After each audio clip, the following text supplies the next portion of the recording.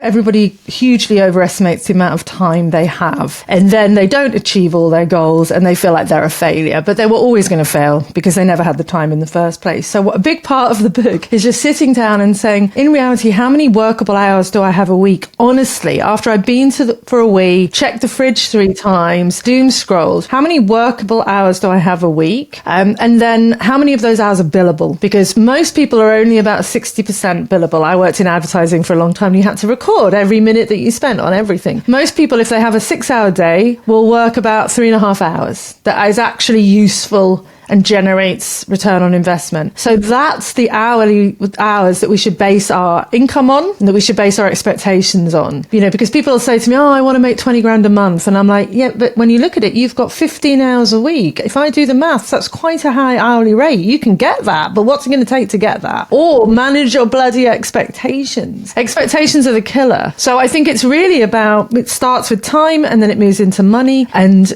something's gonna have to give. Either you become the kind of person that gets up at 5 a.m. and does 2 hours of work before your family gets up, and that's your quiet time, or you don't. And either way, there's consequences, And I think it's just understanding that something has to give and that, you do not have the same amount of time as a 27-year-old with no kids, no parents, no dog, no health issues. You do not have the same amount. You do not have a 40-hour work week, and therefore do not measure yourself against that person. There's a classic book called The 4-Hour Work Week, which I love and is a great book, but it's written by a man who hasn't got kids and who hasn't been woken up at 3 a.m. with a child's foot in his face and then had to get them back to bed and then wake up at 6 to feed them and take them to daycare.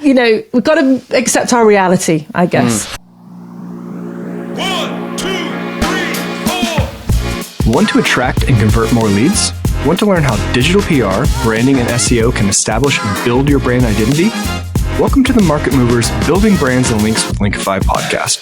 We answer these questions and help you ramp up your brand visibility and credibility. Let's cut through the noise and make your business the talk of the town. We're your hosts, Nick and Chris. Let's get this show on the road.